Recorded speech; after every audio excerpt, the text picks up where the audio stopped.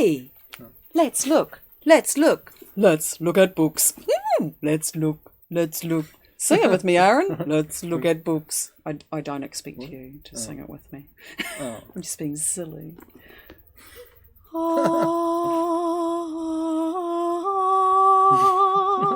Aaron is here to be my interviewer so that I can show off and talk about books that I'm enjoying. Welcome. These are a few that I've delved into recently.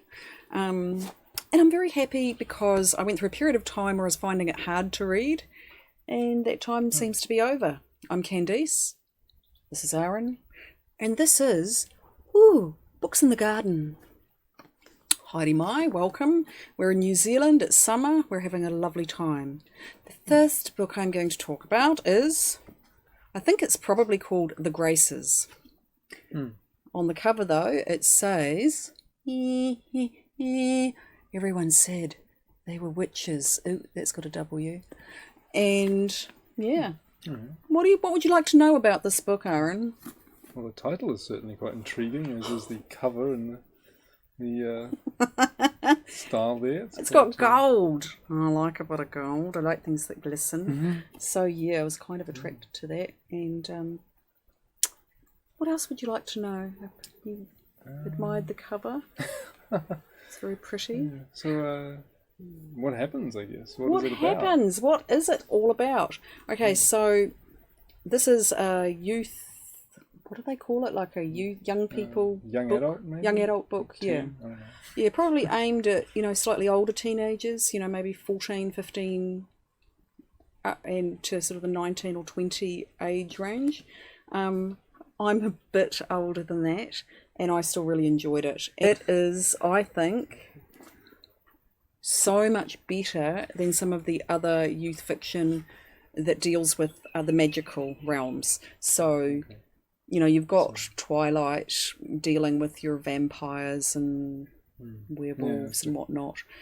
But what I found difficult about Twilight, which I think I'm not the only one, was that it was written by a woman with an underlying Mormon agenda.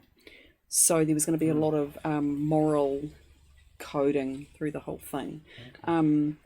Whereas this, is an uncorrected proof, so I don't even know if it's out there in the real world. I found it in an op shop, I think for $1, and it's an advanced reading proof. I'll just show you a picture of Laure Eve. I think she knows her stuff. I think she's probably kind of a little bit into witchcraft herself. And hey, here's hoping it does well.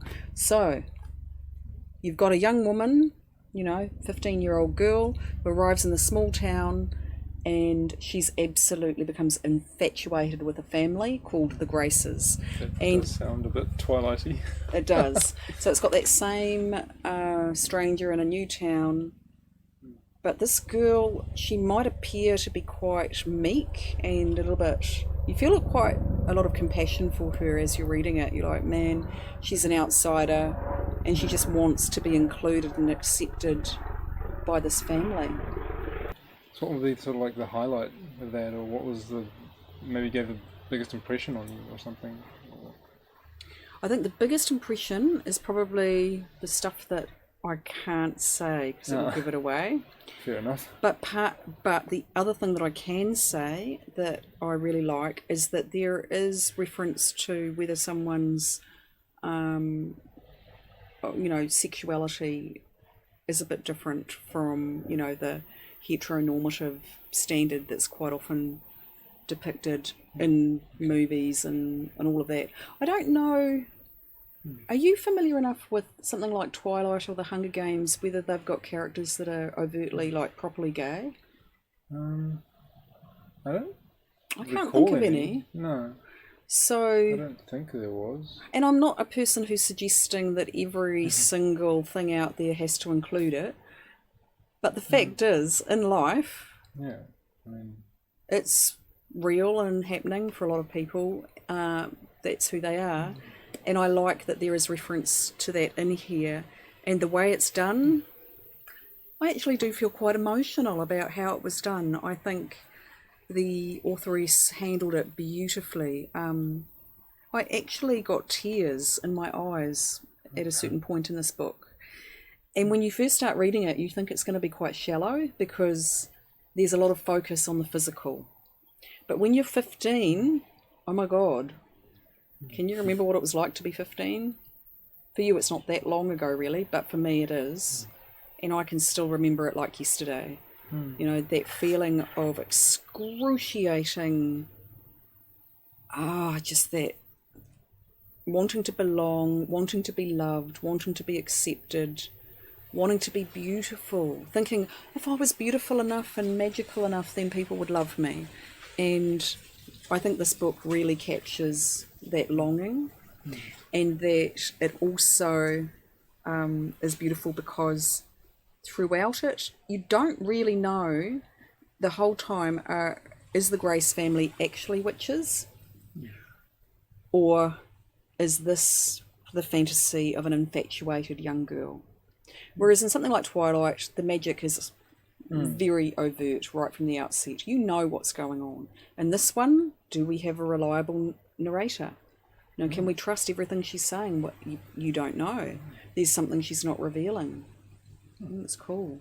Would you like to read the first page, Aaron? Go on. Okay. Be a devil. Read out loud, nice and clearly. Remember all the elocution lessons you've had. I'm kidding. I haven't. He hasn't had any elocution lessons, but you could pretend. Yes. This is what I would look like with a beard. Chapter 1.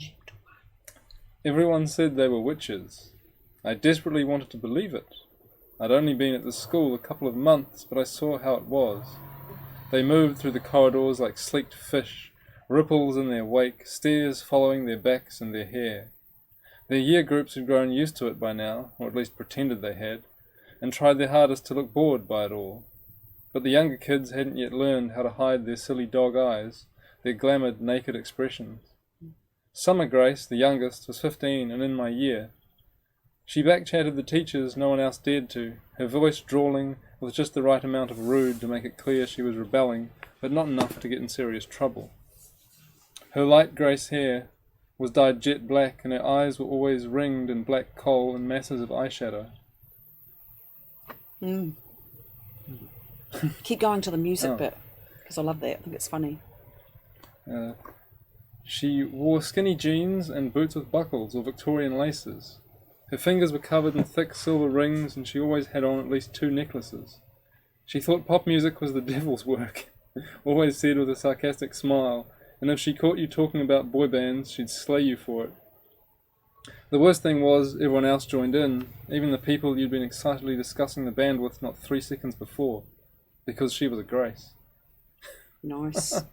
And that gives you a bit of a taste of the tone of it. That it's got a sort of a rock and roll, too fucking cool thing going on with this family, and there's a hint of romance, and our main character, she's besotted with Fenrin Grace, that's the boy in the family, but again, it does not follow the conventional path that this genre normally goes down.